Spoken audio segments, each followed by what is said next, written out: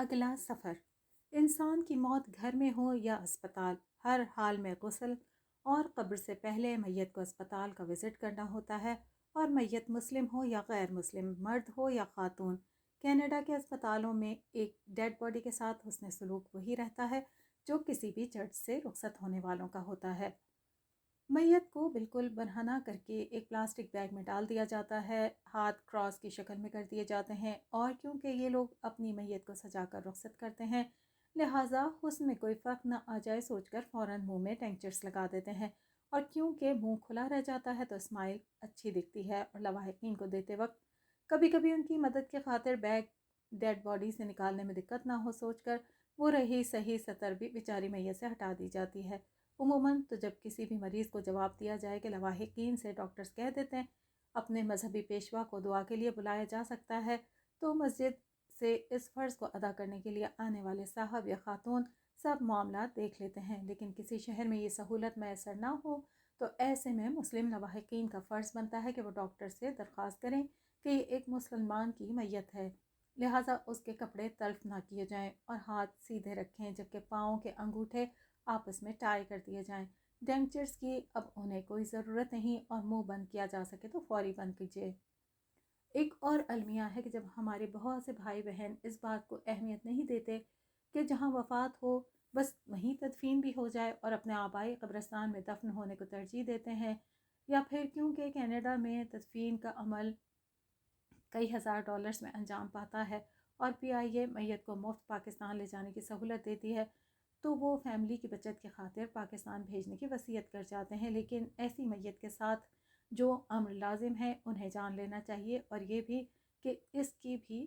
بھاری فیس ہی ادا کرنی پڑتی ہے کیونکہ سفر لمبا ہوتا ہے اور میت کے خراب ہونے کا خدشہ، تو اس باڈی کے پیٹ میں سے تمام تر آنتیں آرگنز وغیرہ نکال کر تلف کر دیے جاتے ہیں، کیمیکل لگا دیا جاتا ہے اور جسم سے پانی نکالنے کے لیے اسے ٹانگ دیا جاتا ہے۔ اس کے بعد پرانے پھٹے ہوئے لحاف کے مانند بڑے بڑے شلنگے یا ٹانکے لگا کر جسم کو سی دیا جاتا ہے۔ اس کے علاوہ تابوت جو کہ ایک اور لازمی جز ہے، کل ملا کر 3000 کے قریب تو یہی رقم بن جاتی ہے۔ ماضی قریب میں ایسے واقعات بھی سننے میں آئے ہیں کہ بجٹ بلکہ ایمان کی کمزوری کہنا درست ہوگا، جس کے باعث ایک بیٹے نے اپنے والد کی میت کی تدفین پر رقم خرچ کرنے کے بجائے فائر چیمبر کا انتخاب کیا۔ یہ ماضی کے واقعات تھے جن سے الحمدللہ مسلم کمیونٹی نے بہت کچھ سیکھا اور بہتر اقدام کیے۔ اس مد میں ضرورت مندوں کے لیے فنڈز بھی قائم ہیں اور لوگ اس موقع پر انتہائی سخاوت اور فراخ دلی کا مظاہرہ بھی کرتے ہیں۔ اس کے علاوہ جس طرح شادی کے موقع پر لفافے دیے جاتے ہیں، اسی طرح نماز جنازہ میں شرکا اپنے ہوں یا بالکل انجان و حسب استطاعت لفافوں میں رقم رکھ کر لواحقین کو ان کی امانت جان کر ادا کرتے ہیں۔ اس لیے کسی کی میت کو آگ میں جلانے کی تو ضرورت نہیں، لیکن ایک آگ دل میں لگی ہی رہے تو بہتر ہے کہ کل کو جب ہمارے ہاتھ پاؤں زبان کچھ بھی حرکت نہ کر پائے، ہم سراسر دوسروں کے رحم و کرم پر ہوں،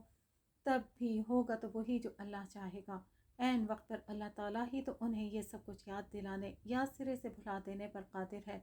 تو کیوں نہ اس قادر مطلق سے ہی بنا کر رکھی جائے، قبل اس کے کہ رحم سے آری کوئی مخلوق موت کے بعد سینے کو چاک کرے اور اعضاء کو تلف کرے۔ کیوں نہ زندگی میں ہی اپنے سینے میں سے لالچ، حرص، ناشکری، تکبر، طمع، حسد، بغض، عداوت اور کینے کو تلف کر دیا جائے۔ کیوں نہ ایسے کانوں سے جو اپنے رب کے احکام کو تو سنا انسنا کر دیتے ہیں لیکن اپنے دشمن شیطان کے وسوسوں پر ہمہ گوش بن جاتے ہیں، ان سے نجات حاصل کر لی جائے۔ اس وقت جب کہ ہمارے ہاتھ قلم کی ایک جنبش سے کسی کی جائیداد پر قابض ہو جانے، کسی کا حق روکے رکھنے پر قادر ہیں، کسی پر انگلی اٹھانے، کسی کا گریبان چاک کر دینے، کسی کو ایذا دینے پر مکمل اختیار رکھتے ہیں، اور یہ زبان جو چغلی، غیبت اور بہتان سے کسی کی عصمت دری پر، کسی کے سینے میں نیزے کی طرح گھپ جانے پر بلا کا عبور رکھتی ہے، کیوں نہ ہم مرنے سے پہلے ہی ان تمام فتنوں کو خود ہی مار ڈالیں۔ اللہ کرے نماز کے لیے اللہ اکبر کہتے جب خالی ہاتھ اٹھیں تو دوسروں کی حق تلفی سے پاک ہوں۔ یا مقلب القلوب ثبت قلوبنا علی دینک۔